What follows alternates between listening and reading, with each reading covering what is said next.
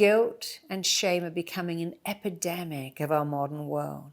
Guilt and shame are some of the lowest, most debilitating feelings we ever have to deal with in our day-to-day life.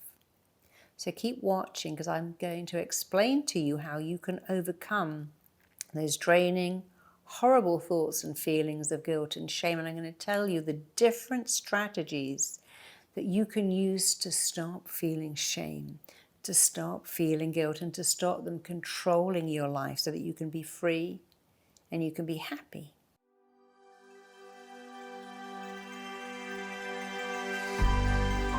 So what is the definition of shame?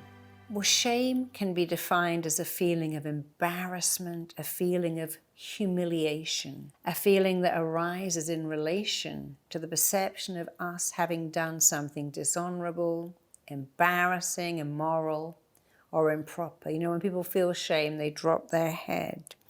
They can't make eye contact. They often blush or become so embarrassed, and they feel this awful sense of shame. The definition of guilt is that guilt is described as a self-conscious emotion that involves negative evaluations of the self, feelings of distress, feelings of failure, and again, feelings of blame. I shouldn't have done that.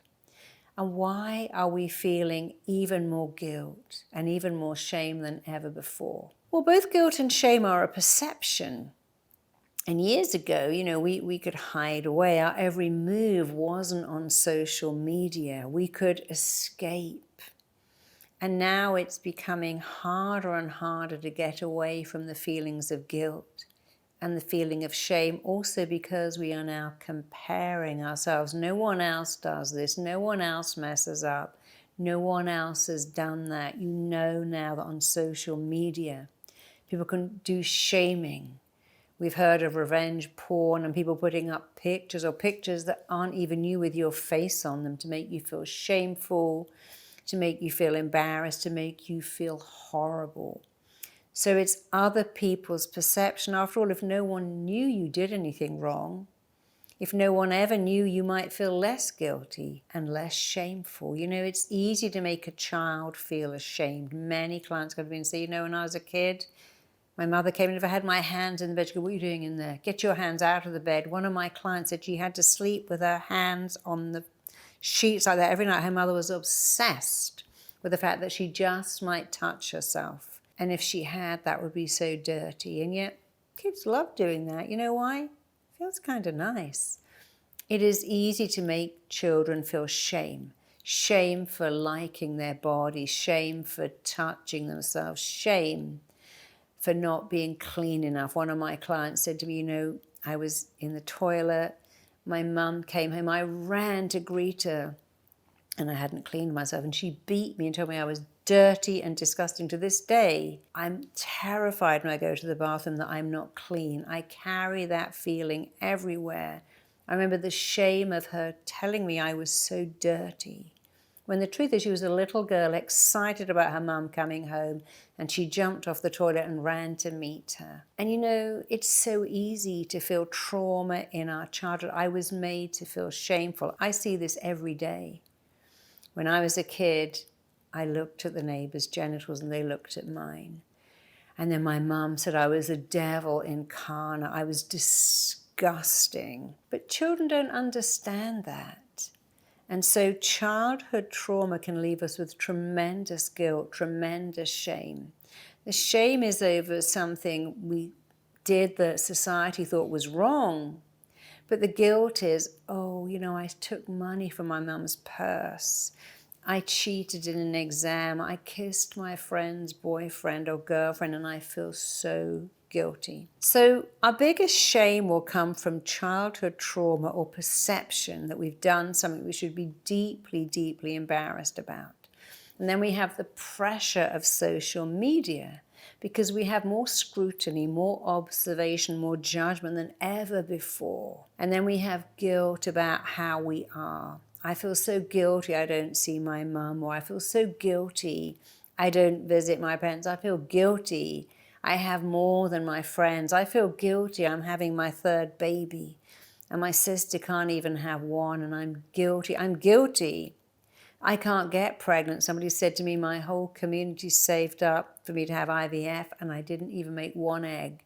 And I felt so guilty I took that money and I failed them. We can feel very guilty about our sexuality, and it's important to understand that everyone can feel this. We can feel guilty about eating too much. I feel guilty I ate all that food. I feel guilty I've got more than someone else. I'm guilty because I want more. Why can't I be happy with what I have got? So how do you deal with these feelings of guilt and shame? And if you ever watched Game of Thrones when she had to walk through the walled city going, shame, shame, shame, you understand what shame is all about. Well, first of all, take a minute right now and think about what you feel shame and guilt about. Why do you feel it? What's it all about? And who taught you to feel that way? You know, when I was growing up, my grandmother, if I asked to buy Tampax and all, she would have gone bright red and found that embarrassing and humiliating. Her generation never talked about periods. You just didn't do that. My generation would go, oh yeah, I got my period, I'm feeling a little cranky. But she was a different generation. She didn't understand a lot of things today that are normal. And that's important to understand. Where does it come from? Who taught you this guilt? Who taught you this shame? And was it a generational thing? If you think, you know, when I was at school, and that was in the 60s, I remember one of the girls in my school was pregnant and she had to leave, and there was a tremendous sense of guilt and shame. My book editor told me that when he got divorced, he was not allowed to go into people's houses. One of my friends said that her mother was Catholic, and if she knew she was having sex outside of a marriage, she would have died of shame. But nowadays, having a baby out of wedlock, I did that. There was no shame about being a single parent. No shame about having sex before you're married. So just as you're seeing that shame and guilt are generational, they can be learnt. Different people feel different guilt and shame in different cultures, in different environments. So you need to really take a look at why you feel that feeling, explore it. You know, I love the fact the word cure comes from curiosity. Get curious about why you feel guilty, why you feel shameful, why you feel humiliated. Get curious. In getting curious, you could cure your feelings of guilt and shame. Where does it come from? Who gave it to you? What did they believe? Why are you carrying it with you? Is it external pressure? Is it self-doubt? And then look at how you can make amends. If you took money from your mum's purse when you were a kid, if you cheated on an exam, go back and say to mum, hey mum, when I was 8, I took money from your purse and I feel so much. Go, oh, it's okay. Don't worry. Go, no, I need to make amends. Sometimes you can't do that, but if you can make amends, that helps. And if you can't, make amends to yourself. Do it like this. You know, when I was 10, I cheated on an exam. Why did I do that? Well, I really wanted to impress my parents or my teacher. I don't need to do that anymore. I stole some money when I was a kid. I lifted some candy bars because I wanted them. I wouldn't do that today. If anything you are feeling guilty about as a behavior you wouldn't do today, if you wouldn't repeat it, if you would not repeat anything that made you ever feel guilty, guess what? You've learned something. You've enhanced your education. If you wouldn't repeat that behavior, you've learned something and you can get over it. So go easy on yourself. Be kind to yourself. Forgive yourself for making a mistake. A person who never made a mistake never made anything. And you can only learn in life by making mistakes. So use the guilt, use the shame as a lesson, turn it into something positive. You know, one of my clients said, when I was a kid, my mum bought me a turtle. I forgot to give it water, it died, and they gave me so much grief. What a terrible person. You killed your pet. You're so selfish. You're so lazy. That poor pet died of dehydration because you didn't feed it. But she was 8 years old. My daughter had pets, and I'd explain, you got to feed the pet, you got to change the pet. But I also knew that I had to supervise that. It was my job, if I was going to give her pets, to give her the responsibility, but also to oversee it. If you go, well, today if I had a pet, I would never forget to water it or feed it. I made a mistake. It was a painful mistake, but I would never make that mistake again. So forgive yourself. Forgive yourself completely. And feel grateful that you get a second chance. You know, in the Bible it says to err is human and to forgive is divine. And what does that mean? It means you are allowed to make a mistake and you are supposed to forgive yourself. Here's the thing. You are absolutely allowed to make a mistake because that's how you learn. You know what you're not allowed to do? You are not allowed to beat yourself up, to hurt your own body, to punish yourself for being human and making a mistake. We are flawed people living a flawed life. Many years ago, when I was about 22, I was putting garbage outside my house in nothing more than my underwear. My front door shut behind me. And I stood there thinking, oh my God, what am I going to do? And I had to walk into my building and ask my porter to go to another apartment and open the window so I could climb out and get back into my house, all the time just wearing some underwear. And it was embarrassing, but I had to do it. But I have never, ever again, ever gone outside my front door without wedging the doormat in, having some keys, because I learned that was so embarrassing. And I would never, ever, ever do that again. My friend said, oh, mine was much worse. I was trying to get my cat in. I stepped out of my door naked, and the door shut behind me. And I had to go to my neighbor's house and knock on the door and go, hey, before you open the door, have you got a coat or a jacket or a blanket? I'm completely naked here, and I need to call out someone who's got a spare key.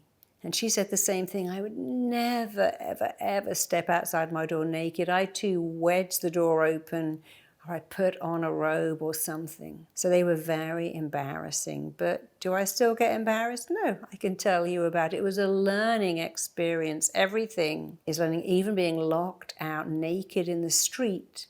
If you wouldn't do that again, it's okay. And sometimes the things you are most embarrassed about, one day you'll laugh about it. One day you'll go, you know what?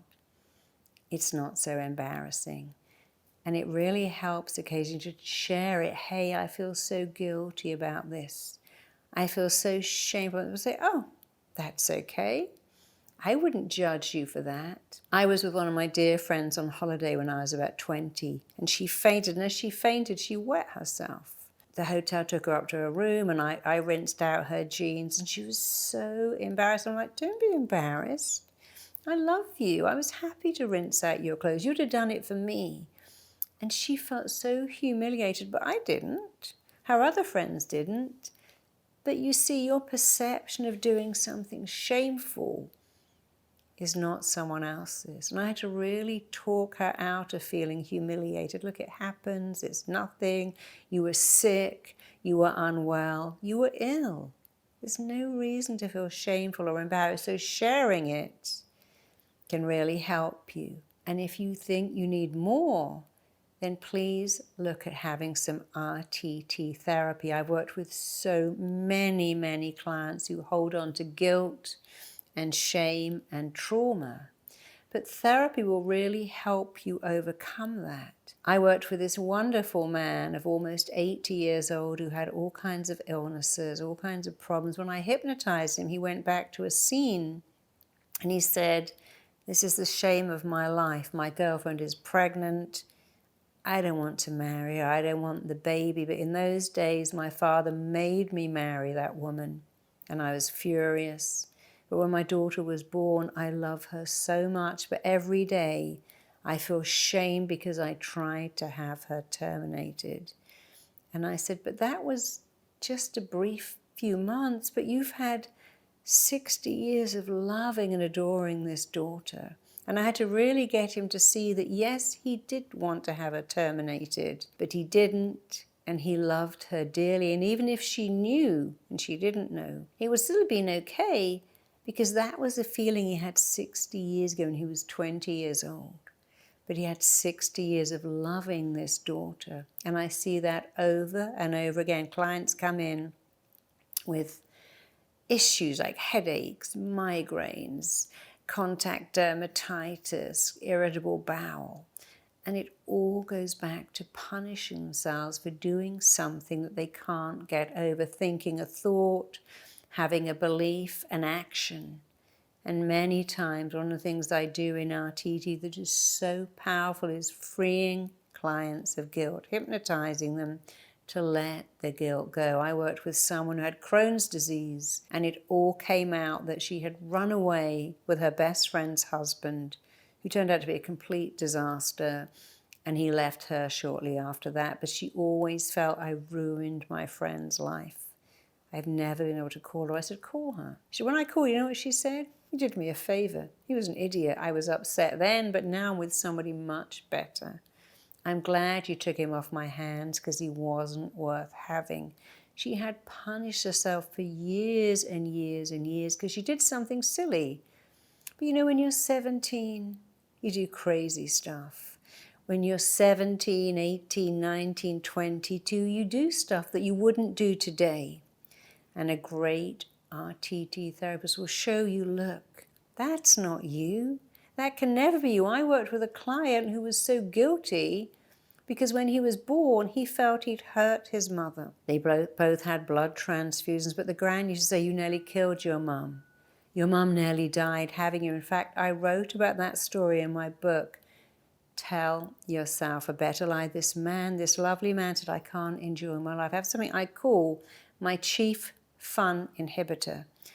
I've had a great life. I have a wonderful wife, beautiful kids, an amazing home, a great career, but I can't enjoy anything. And when we unpicked it all, it was all to do with his grandmother saying, oh, your mother nearly died having you. You nearly killed her. Was that true? Turned out it wasn't even true. But the fact that he felt it to be true, the guilt he perceived being just a tiny boy that he almost killed his mother, affected his entire life until the day we looked at it, extracted it and replaced it with something better. RTT is my multi-award-winning solution-based therapy. I'm so proud of it. It's a method that helps people overcome the most deep-rooted blocks. It helps them step into their full potential. It gives them freedom and empowerment because it combines the most effective techniques from NLP, CBT, hypnotherapy, psychotherapy, neuroscience, and neuroplasticity. It's amazing. I'm so proud of it. If you would like to experience it or find out more about how RTT can help you and how it has impacted so many people, click the link below. Check out my next video here.